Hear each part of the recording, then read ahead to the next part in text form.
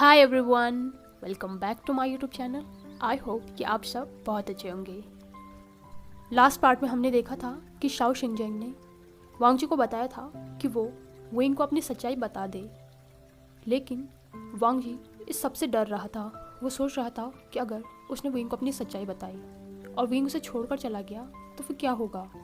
इसलिए उसने डिसाइड किया कि जब तक हो सके वो तब तक विंग से अपनी सच्चाई छुपा कर रखेगा। इसके बाद वो दोनों युनमंग में आए थे और वहाँ पर उन्होंने बहुत मस्ती की थी। युनमंग में कोई फेस्टिवल चल रहा था।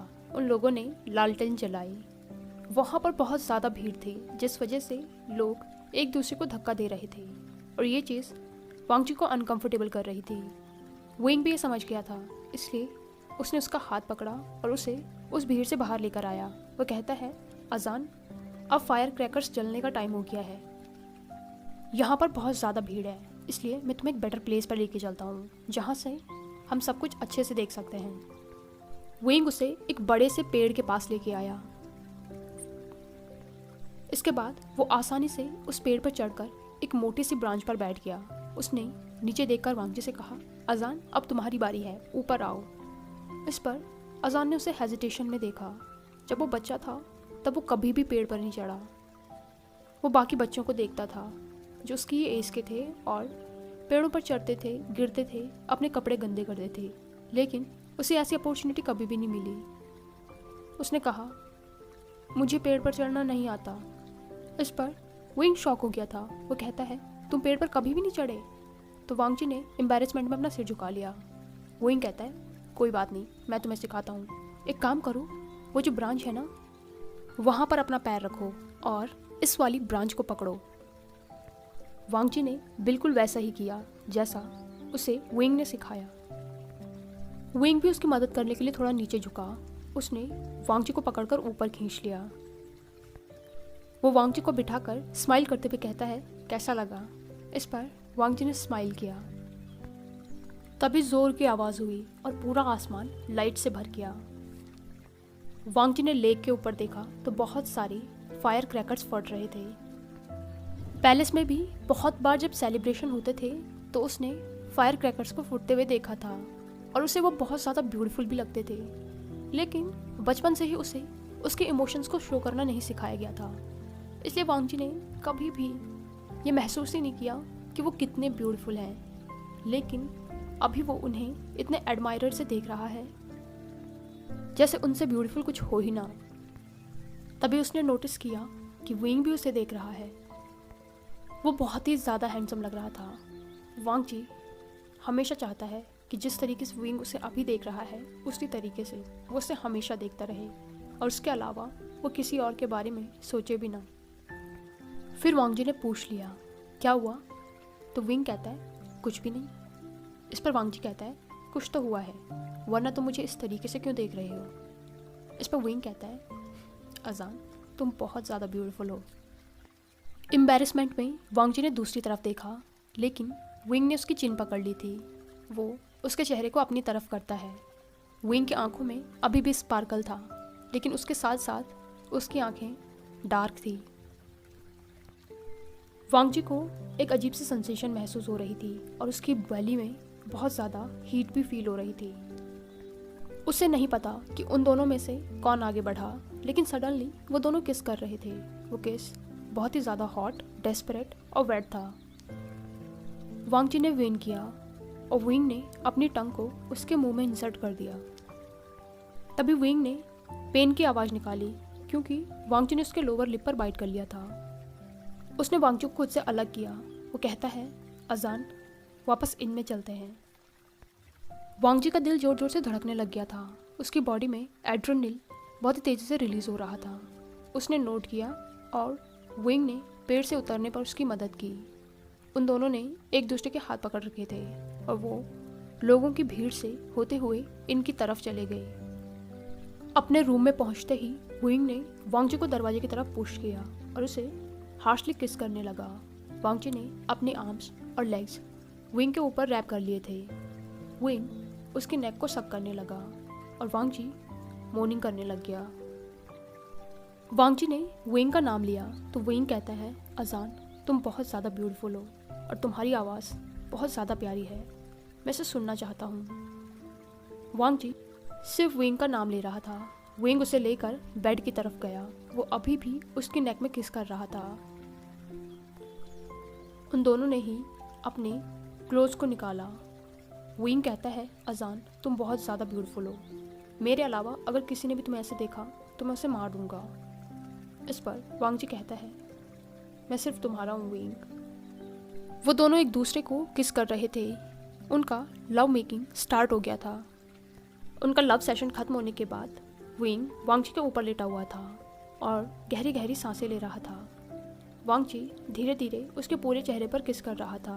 वो दोनों इसी तरीके से बहुत देर लेटे रहे। वांग जी को आज बहुत ही ज़्यादा अच्छा फील हो रहा है। ये आदमी जो उसके साथ है वो उससे बहुत ज़्यादा प्यार करता है। उसका मन कर रहा है कि वो अभी रूफ टॉप पर चढ़े और पूरे एम्पायर को चिल्ला चिल्ला कर कह दे कि वो विंग से कितना ज़्यादा प्यार करता है। लेकिन उसके मन में एक अजीब सा डर है। उसे लग रहा है कि विंग कभी भी उसका नहीं हो सकता। लेकिन अभी उसके लिए बस इतना ही इनफ है कि वो विंग के साथ है। इसके बाद उन दोनों ने एक दूसरे को साफ किया और वो हाफ नेकेड ही फिर से बेड में लेट गए। विंग वांग जी को हक कर रखा था और वो धीरे धीरे उसकी बैक पर सर्कल बना रहा था। दोनों ही बिल्कुल साइलेंट थे।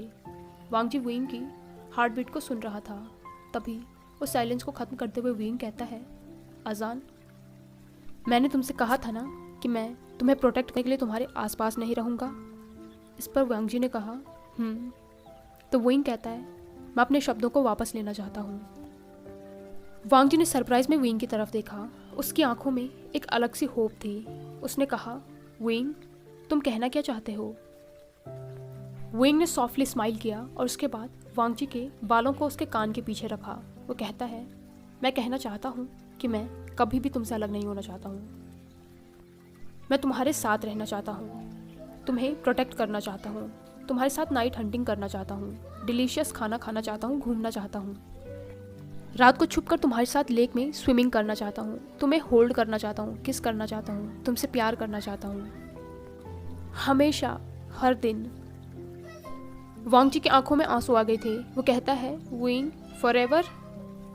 उसने विंग को टाइटली हग कर लिया था। वो कहता है, मैं भी तुम्हारे साथ हमेशा रहना चाहता हूँ, हर दिन।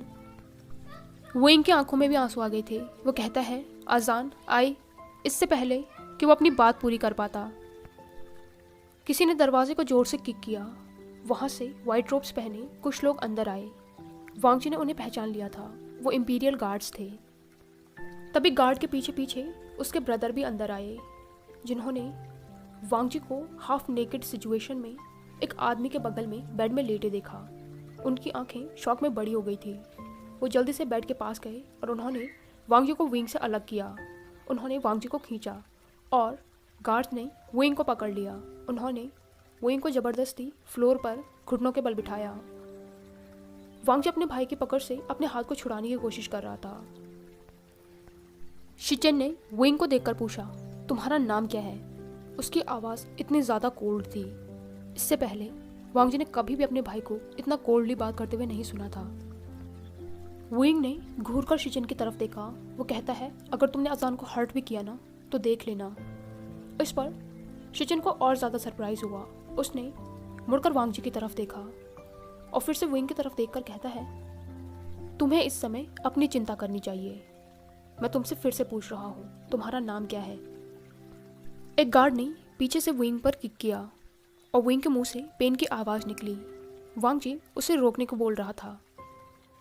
विंग ने गुस्से में अपना नाम लिया। वो कहता है, मेरा नाम वेवुशियन है। इस पर शिचेन कहता है, वेवुशियन, तुम्हें क्राउन प्रिंस को किडनैप करने के जुर्म में अरेस्ट किया जाता है। तुम्हें पैलेस ले जाकर मौत की सज़ा दी जाएगी। शॉक में विंग की आंखें बड़ी हो गई थी।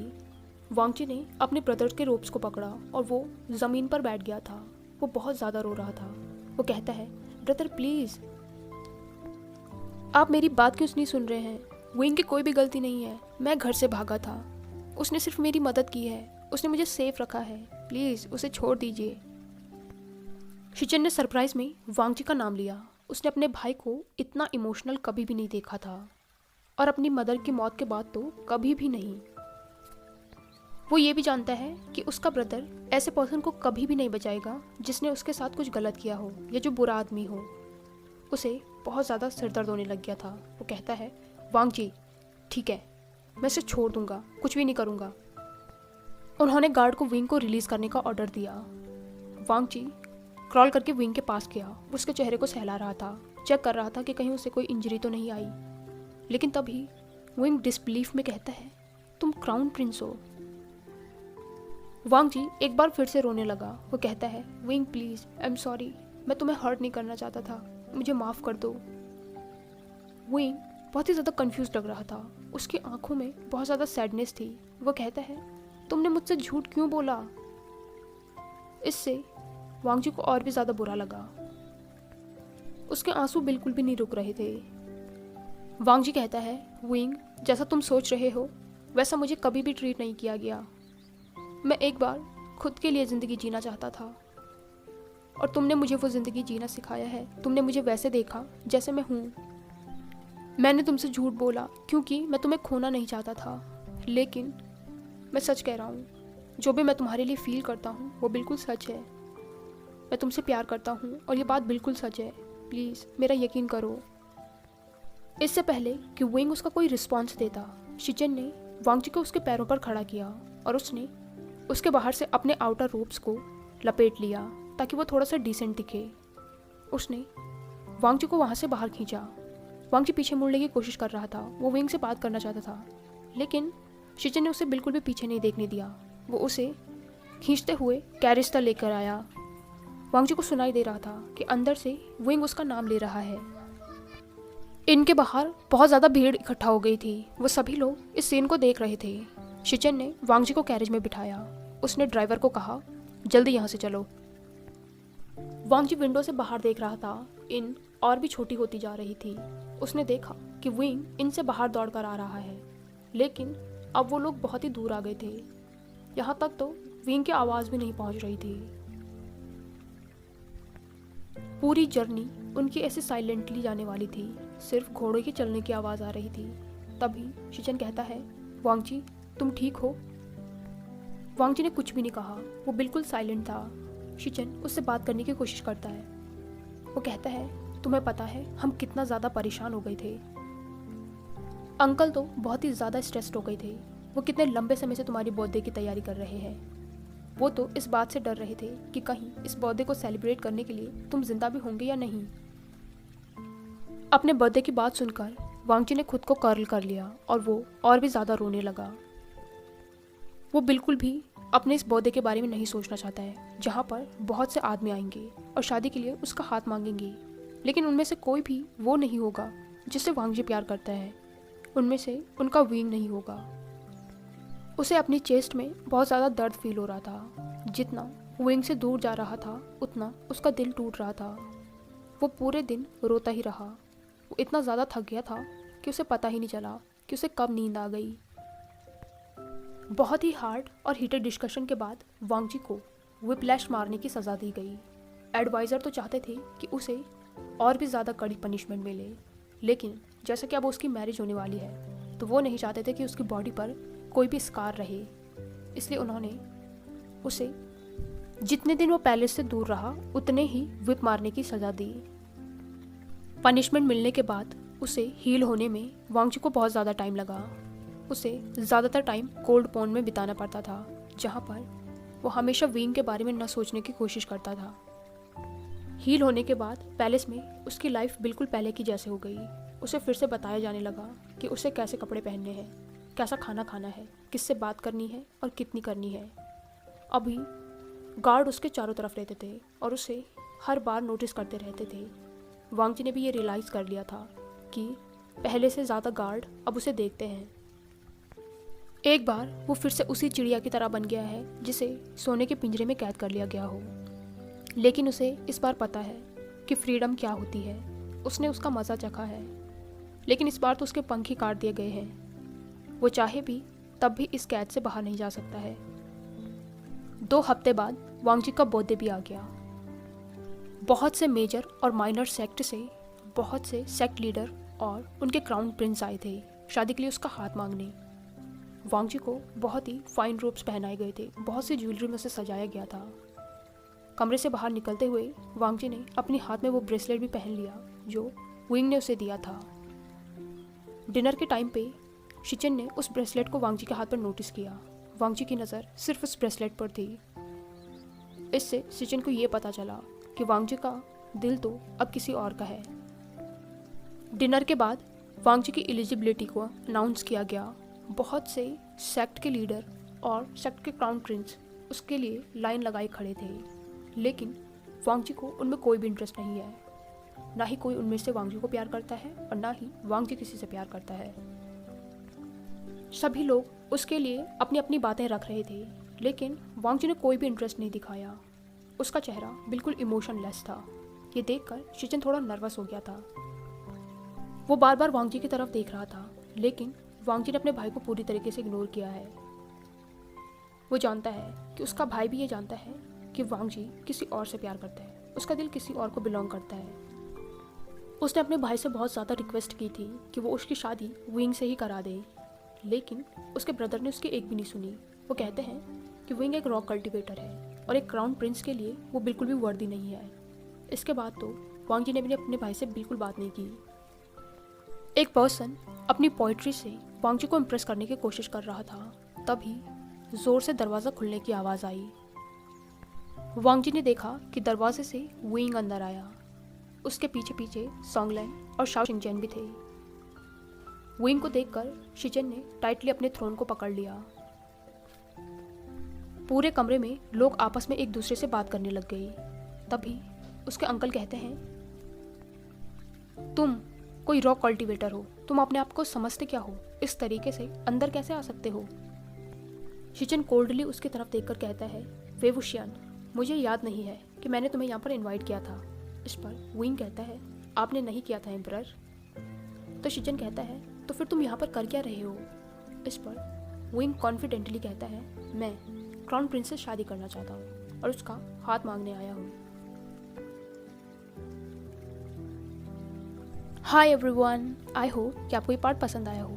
अगर आपको ये वीडियो पसंद आई हो तो इसे लाइक, कमेंट, शेयर और चैनल को पक्का से सब्सक्राइब कीजिए। Thank you.